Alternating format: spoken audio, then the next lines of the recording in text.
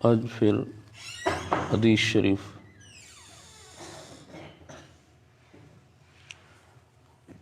دلائل النبوہ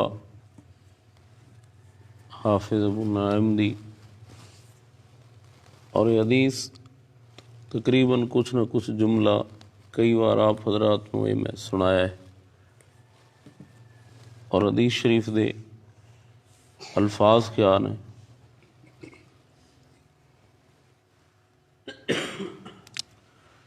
رسول اللہ صلی اللہ تعالیٰ علیہ وسلم نے حضرت عباس رضی اللہ تعالیٰ عنہ حضور کے چچا، حضور انہیں فرماتے ہیں کہ آپ کل گھر سے نہ نکلنا، اپنے بچوں کو بھی گھر سے نہ نکلنے دینا، تساں گھروں نہیں نکلنا، گھروں نہیں جانا کتھائیں، نہ آپ جانا ہے نہ بچیاں نو جان دینا ہے۔ دوسرے دن حضور فرماتے ہیں مجھے کچھ کام ہے، مجھے کچھ لی فیکم حاجہ، مجھے تم سے کچھ کام ہے۔ جب آپ تشریف لائے رسول اللہ صلی اللہ علیہ وسلم تو حضور آتے ہی فرماتے ہیں السلام علیکم، کیسی صبح کی ہے تم نے؟ تو وہ جواب بھی دیتے ہیں اور کہتے ہیں کہ الحمدللہ بخیر نحمد اللہ، ہم خیریت سے ہیں اور اللہ تعالیٰ کا شکر کرتے ہیں۔ پھر حضور سے کہتے ہیں ہم نے رات گزاری ہے، آپ نے کیسی رات گزاری ہے اللہ کے رسول؟ تو کریم آقا فرماتے ہیں قریب ہو جاؤ، انہیں قریب کرتے ہیں، قریب ہو جاؤ، قریب ہو جاؤ، جو بالکل قریب ہو جاتے ہیں تاکہ ان پہ چادر ڈالنا ممکن ہو سکے۔ تو کریم آقا صلی اللہ تعالیٰ علیہ وسلم حضور چادر ڈال کے فرماتے ہیں اے اللہ، یہ حضرت عباس یہ میرے چچا ہیں اور یہ میری اہل بیت ہیں، یہ میری اہل۔ اب اس میں حکمتیں ہوتے ہیں، کبھی کسی صحابی کے بارے میں حضور فرمانا، کبھی جمع فرما کے اس طرح فرمانا، اس میں حکمتیں ہیں، لیکن میں نے آپ کو کچھ بات سمجھانی ہے۔ تو اب حضور فرماتے ہیں مولا جیسے میں نے انہیں چادر میں ڈھانپ لیا ہے تو بھی انہیں جہنم کی آگ سے بچا لے۔ اب حضور کا یہ فرمانا اور دروازے کی چوکھٹ سے آواز آنا آمین،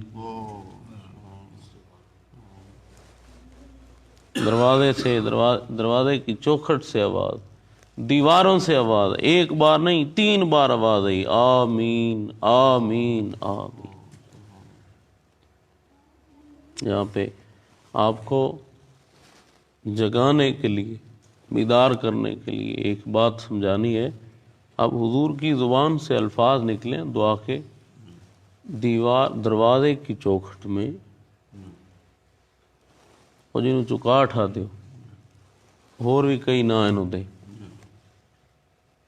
اس سے آواز آنے لگ گئی، دیواروں میں جان آ گئی۔ اس نے تو صرف آواز سنی ہے، اس میں جان آ گئی۔ اور مسلمانوں تم میں تو کلمہ اللہ کے رسول کا ہے، کلمہ اللہ کے رسول کا ہے۔ یار تو کیا بات ہے کہ حضور کا کلمہ ہونے کے باوجود ہم میں روحانیت کیوں نہیں؟ ہم کیوں مردہ سے بنے ہوئے ہیں؟ کلمہ محبوب کا کلمہ ہونے کے باوجود، محبوب کا پاک نام ہمارے دلوں میں ہونے کے باوجود، تو حضور کے نام کی قوت تو بے شک ہے، سمجھنا ہمیں ہی ہے کہ ہم کسی اور رخ پہ ہیں۔ ہماری حالت خراب اس لیے ہے کہ ہم نے اس تخت میں حضور کا نام شاید نہیں سجایا، ہم اس نام کو اندر تک نہیں لے کر گئے۔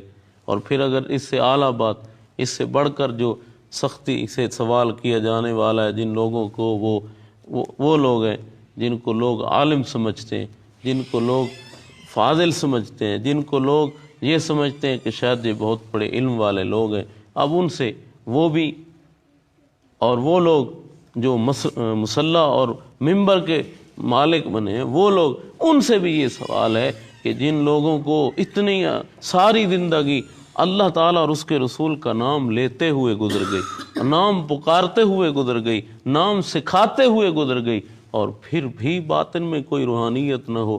یار محبوب کے نام کی روحانیت سے تو در و دیوار میں جان آ جاتی ہے اور تمہارے وجود میں جان نہیں آئی. تم تو محبوب پاک صلی اللہ علیہ وسلم کی، اور تمہارے لیے تو اور بڑھ کر شان ہے کہ تمہارے لیے تو اللہ کا قرآن فرماتا ہے کہ النبی اولیٰ بالمؤمنین من انفسہم.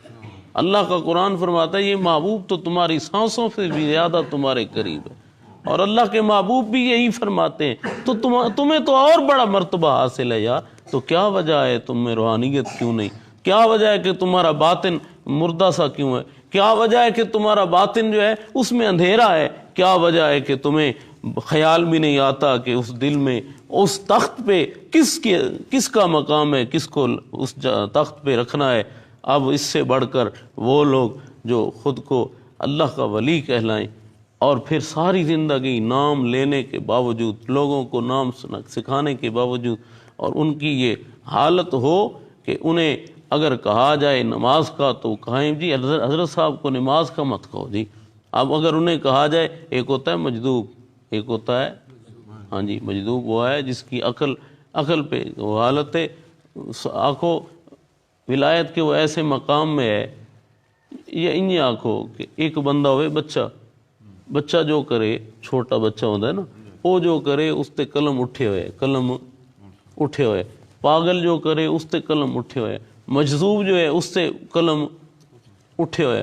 تو اب وہ نماز اس کا نہ پڑھنا اس پہ فرض ہی نہیں ہے، سمجھو اس کی جو حالت ہے. لیکن ایک بندہ ہے، اسے نماز کا کہو، اسے تکلیف ہوتی ہے، اسے کہو حضرت جی اپنا اولیاء جو ہے ذرا اسے درست کر لو، اسے تکلیف ہوتی ہے، اور وہ خود کو اعلیٰ درجے کا اللہ کا ولی کہلائے. ہم تو یہ پوچھتے ہیں جناب کہ اگر آپ کے دل میں اللہ کا اسم پاک ہے، اللہ کے محبوب کا نام پاک ہے، ان پاک ناموں کے باوجود، ان پاک ناموں والی ہستیوں سے تعلق کے باوجود جناب نہ تو ظاہر پہ نورانیت ہے نہ باطن پہ، وجہ کیا ہے؟ کیا وجہ ہے؟ اور محبوب کا نام جو ہے بار بار زبان سے نکلتا ہو اور دل نہ بتائے، وجود نہ بتائے کہ اس میں حضور کا نام ہے. کاکھ سواد نہ نسری اندر تے کھنڈا وی چکھ ڈٹھیاں. کہ فرمان میاں صاحب، کاکھ سواد نہ نسری اندر تے کھنڈا وی چکھ ڈٹھیاں، انہاں ساریاں چیزاں نالوں گلاں سونے دیاں مٹھیاں.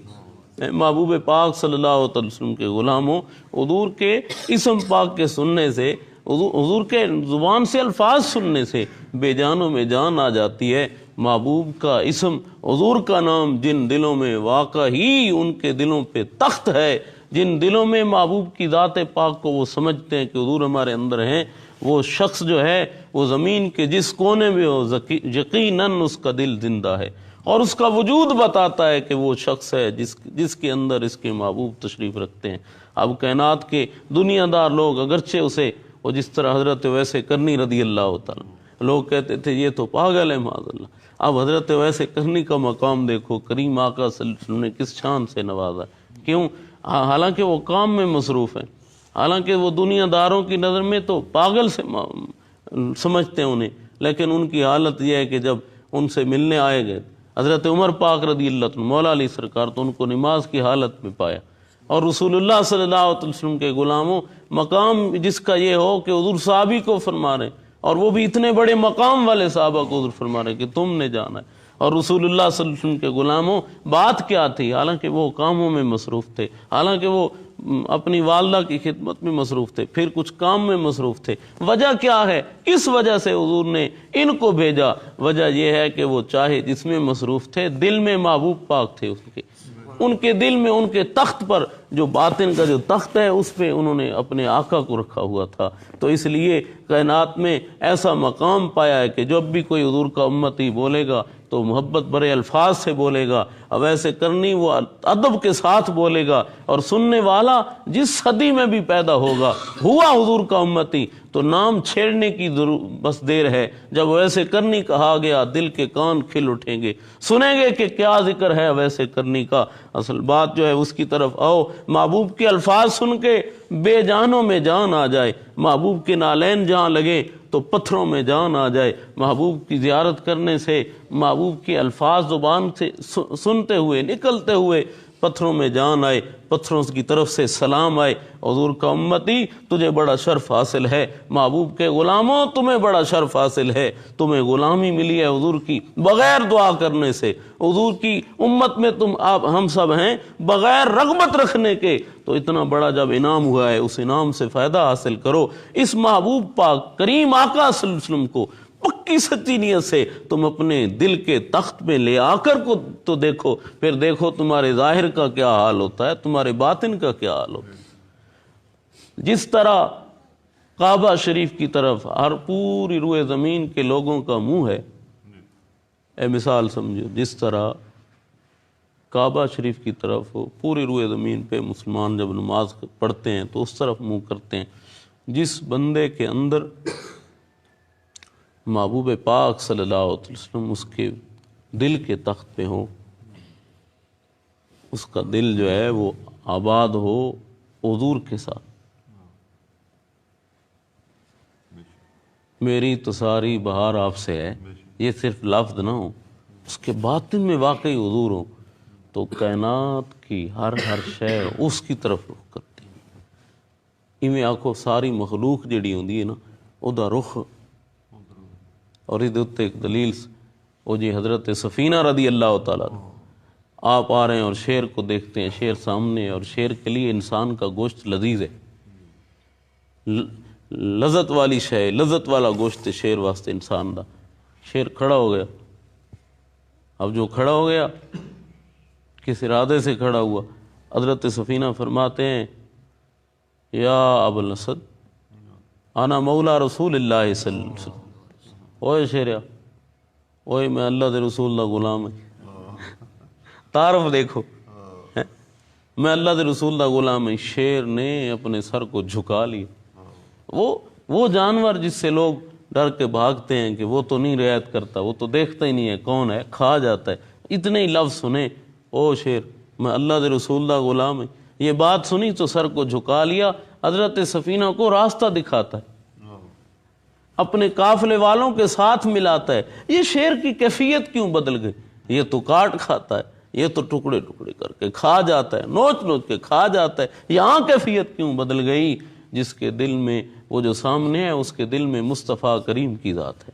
اور دیکھو نا مشکل ویلے بندے نو جیڑی شے سب تو زیادہ دل چوے وہ زبان تے ہوندی ہے، تو حضرت سفینہ نے بھی یہی کہا میں اللہ کے رسول کا غلام ہوں، میں اللہ کے رسول کا غلام ہوں۔ اللہ تعالیٰ اپنے کریم محبوب صلی اللہ علیہ وسلم کے صدقہ ہمیں حضور کی پکی سچی غلامی عطا فرمائے۔